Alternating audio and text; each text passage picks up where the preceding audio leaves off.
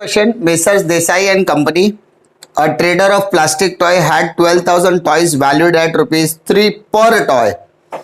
His purchase and sales during the first 6 months, ending on 31st December 13, whereas under 22nd July sales, 23rd July purchase, bracket में दिया है carriage inward. अब ये बहुत interesting variety आ जाएगी। फिर cell बोला, फिर परचेज बोला, then sales. You are required to ascertain the cost of on hand 31st December 2013 under each of the following method, FIFO and weighted average. तो दोनों मेथड से हम लोग सम सॉल्व करेंगे। ओके, सबसे पहले हमारा ओपनिंग स्टॉक दिया है क्या? यस, हमारा ओपनिंग स्टॉक दिया है 1 जुलाई। कुछ नहीं बोला ना, तो देखो वहां पर दिया है क्या ऊपर? 1 जुलाई दिया है क्या? लास्ट 6 मंथ बोला ना, तो 22nd, तो हम लोग जुलाई के मंथ से कंसिडर, जुलाई से लेके दिसंबर। ध्यान दो, वहां पे 6 मंथ्स का पीरियड बोला ऊपर, और 6 मंथ्स कभी खत्म हो रहा है? दिसंबर। तो दिसंबर के पहले नवंबर, नवंबर के पहले अक्टूबर, अक्टूबर के पहले सितंबर, सितंबर के पहले अगस्त, अगस्त के पहले जुलाई। तो यानी 1 जुलाई अपना क्या होएगा? डेट हो जाएगा 1 जुलाई 2013। डिफिकल्टी कितना बोला है? 12,000 टॉयज। तो ये ओपनिंग स्टॉक हो गया। टॉयज दिया है 12,000, तो सीधा बैलेंस में 12,000, 3 रुपीज का रेट है 36,000। तकलीफ? ओपनिंग स्टॉक में कोई तकलीफ नहीं है। अब देखो 22nd जुलाई को उसने कितना बोला है? 22nd जुलाई को सेल्स बोला है हाउ मच टॉयज? 5 टॉयज। तो सेल्स 5,000 टॉयज। अरे मेरे पास एक ही लॉट है ना, I can sell easily. 3 rupees के रेट से 15,000 आ गया। 12 माइनस 5 7,000, 3 रुपीज के रेट से 21,000। डिफिकल्टी छोटा सा सम है, आराम से हो गया क्योंकि कुछ भी लॉट तो दिया नहीं था। नेक्स्ट देखो 23rd जुलाई। अब ध्यान देने वाली बात यहां से शुरू होगी। परचेज बोला है, परचेज कितना बोला है? 10,000 टॉयज मल्टीप्लाइड बाय 15, तो कितना आएगा? 1,50,000। हाँ है ना? बट क्वेश्चन में देखो ब्रैकेट में कैरेज इनवर्ड भी बोला है। कितना? 1,000। तो ये जो 1,50,000 आया है ना, उसमें प्लस 1,000 करो, 1,51,000। और जस्ट बिकॉज ऑफ दिस हमारा रेट भी चेंज हो जाएगा। परचेस में कैरेज इनवर्ड क्या करेंगे? प्लस। तो 1,50,000 हमारा वैल्यू आया था, 1,000 कैरेज इनवर्ड, तो 1,51,000 हो गया। अब रेट भी मेरा चेंज हो जाएगा। 1,51,000 डिवाइडेड बाय 10,000 करो तो 15.1 आएगा। अंडरस्टूड? ये वैरायटी याद रखना, कैरेज इनवर्ड बोलेगा तो परचेज वैल्यू में इनवर्ड ऐड करने का, उसके बाद उसकी नई रेट निकालेंगे हम लोग। क्लियर? अब पहले बैलेंस उतारो। 7,000 3 के रेट से 21,000। अब नया वैल्यू 10,000 परचेज 15.1, तो 1,51,000। तकलीफ? ये इनवर्ड वाला पार्ट समझ में आया? वापस से सेल। अभी नेक्स्ट आ जाओ 25th अक्टूबर। 25th अक्टूबर 2013 सेल्स बोला है हाउ मच? 8,000। तो बेटा पहले मैं क्या करूंगा? पहले मैं 7,000 का लॉट लिखूंगा, 3 के रेट से 21,000। अब 10,000 में से कितना सप्लाई करूंगा कि मेरा 8,000 हो जाए? 1,000। ऑब्वियसली सर 1,000 ही सप्लाई करेंगे, तो बचा कितना? 9। तो 10,000 में से 1,000 यहां गया, तो 7 + 1 कितना हो गया? 8। चेक करो, आपको सेल भी 8,000 करना था। रेट 15.1, 15.1। तो इधर आएगा 15,100, और इधर देखो कितना आएगा? 1,36,900, 1,35,900। चेक करो। तकलीफ? 7 + 1 कैसे आया मालूम पड़ा? ये 7,000 का पूरा लॉट निकाला और 10,000 में से 1,000 इधर दिया, बचा कितना? 9। तो 7 + 1 8,000। सेल भी हमको कितना करना था? 8,000 करना था। 26 अक्टूबर फिर से परचेज बोला है, वापस सेम ट्रांजेक्शन बोला कैरेज के साथ। What is the amount? 12,000 toys at the rate of 18। तो 18 से मल्टीप्लाई करो, 18 से मल्टीप्लाई करो। 12,000 मल्टीप्लाइड बाय 18, 21, 6,000 ओके, मतलब 2,16,000 आ गया। बट क्वेश्चन में देखो कैरिज इनवर्ट दिया है 1200, तो इसमें ऐड हो जाएगा 1200, तो ऐड करो 2,16,000 में 1200 ऐड करो 2,17,200, 2,17,200, जिस वजह से मेरा रेट भी चेंज हो जाएगा। तो 2,17,200 डिवाइडेड बाय 12,000, समझा क्या किया मैंने? मेरी परचेज वैल्यू आई थी, उसमें से कैरिज ऐड किया, उसमें ऐड करने की वजह से मेरा रेट भी क्या हो जाएगा? चेंज हो जाएगा। क्लियर? अब परचेज किया तो पहले ओपनिंग स्टॉक लिख दो 9,000, 15.1, 135,900। अब ये वाली वैल्यू उसके नीचे चली जाएगी 12,000, 18.1, 2,17,200। तकलीफ? उसके बाद क्या बोला है? सेल्स कितना बोला? 31 दिसंबर को सेल्स बोला है 13,000। तो पहले 9,000 का लॉट निकालूंगा मैं 15.1 के रेट से 1,35,900। अंडरस्टूड? अब मुझे और कितना चाहिए? 4,000। 13 में से 9 गया तो बचा कितना? 4,000। तो 12 में से 4 जाएगा तो कितना हो जाएगा? 8,000 का लॉट मेरे पास बैलेंस बचा। 18.1, 18.1 रेट मल्टीप्लाई 72,400 और इधर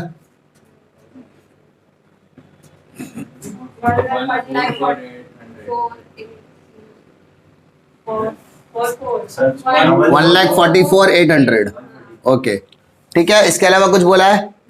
चेक करो। तो क्या लास्ट का सेंटेंस क्या लिखोगे? The value of closing stock is 8,000 units, 18.1 rupees each is equal to 1,44,800। समझा? ये हो गया मेरा FIFO मेथड। अब वेटेड एवरेज करना है, सेम तरीके से करना है। हम क्या करेंगे? इसी को बेस लेके वेटेड करेंगे, क्योंकि हमें बार बार कैलकुलेशन करने की जरूरत नहीं पड़ेगी। ठीक है, हमारे पास सारा कैलकुलेशन रेडी है एक्सेप्ट सेल को छोड़ के, सेल का रेट चेंज हो जाएगा। अब देखते हैं 17/2013, 17/2013 क्या बोला है? कहां पर आएगा? सीधा सीधा balance 12,000 at the rate of 336,000। तकलीफ? चलो आगे बढ़ते हैं। 22 को सेल बोला है, 22/7/2013 सेल्स कितना बोला है? 5,000। तो मेरे पास तो एक ही रेट है ना फिलहाल, तो एक ही लॉट है, तो आराम से सेल कर सकता हूँ। 5,000 एट द रेट ऑफ 3, 15,000 आ गया बेटा। 12 में से 5 गया तो 7,000 एट द रेट ऑफ 3, 21,000। अब तक वेटेड एवरेज मालूम भी नहीं पड़ा। क्यों नहीं मालूम पड़ा? क्योंकि एक ही लॉट है। फिर वापस 23 को क्या कर रहा है वो? परचेज कितना बोला? 10,000 at the rate of 15.1, 1,51,000। Understood? Calculation करने की जरूरत नहीं क्योंकि हमने करके रखा। अब क्या करोगे? या इसको देखो 7 + 10 कितना हो गया? 17। या तो हम ऐसा करते थे, यूनिट में यूनिट ऐड करो। 7,000 + 10,000 कितना हो गया? 17,000। That's it. Amount plus amount, तो 21,000 प्लस 1,51,000 प्लस 1,51,000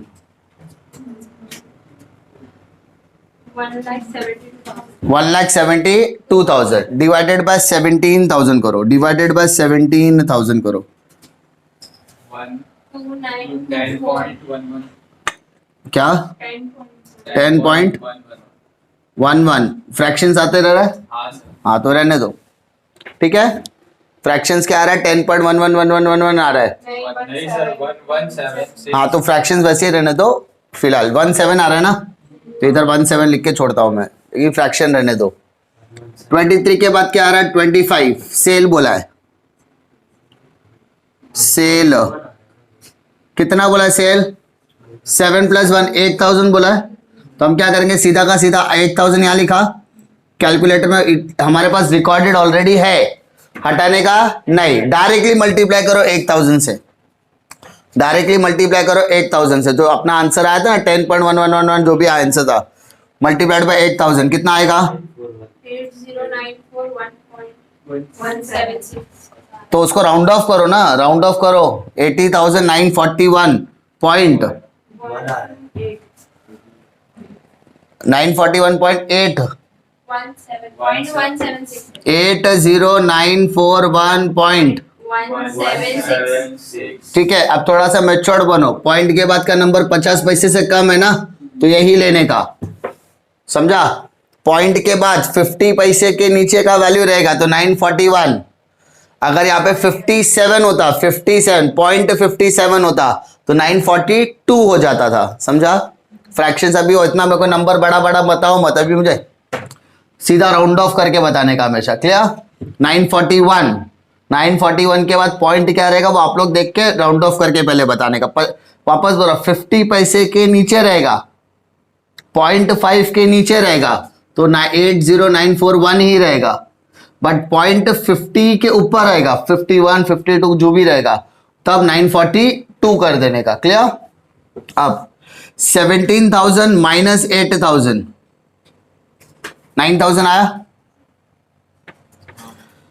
1,72,000 माइनस 80,000 941, 1,72,000 माइनस 80,000 941,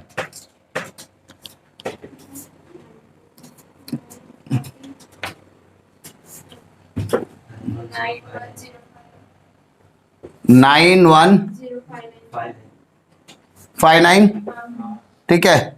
अब 91059 डिवाइडेड बाय 9,000,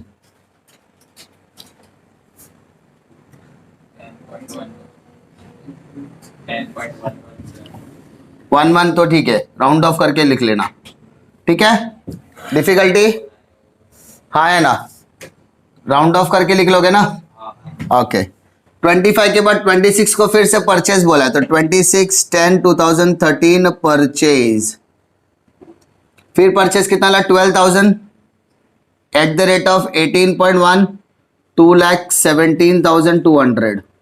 सो अभी करते समय क्या करोगे, 9,000 प्लस 12,000 कितना हो गया 21,000, 91,059 प्लस 2,17,200,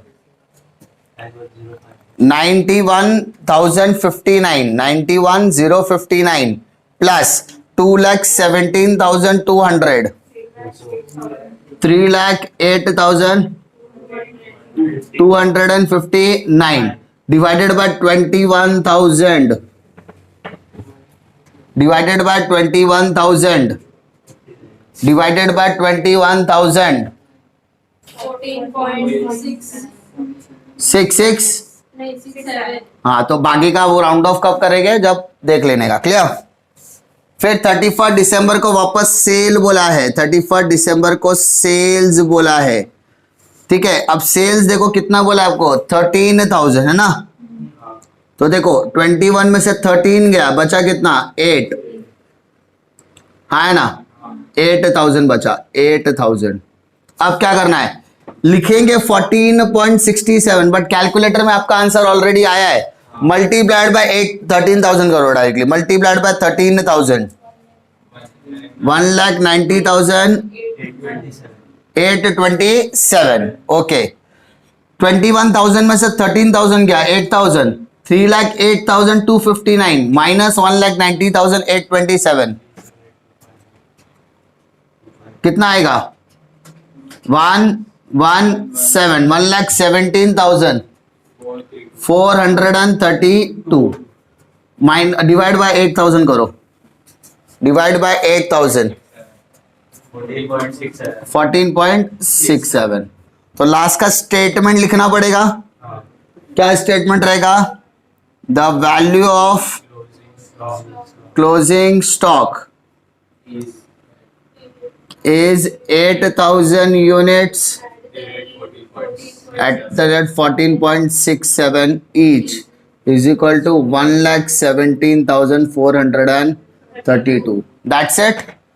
Problem क्लियर। इसमें ध्यान क्या देना है, ये दोनों वैरायटी में फर्क क्या है, जो फिफो का मेथड होता था उसमें परचेज वाला नीचे करते थे, और जो सेल होता था लॉट वाइज क्लियर करते थे।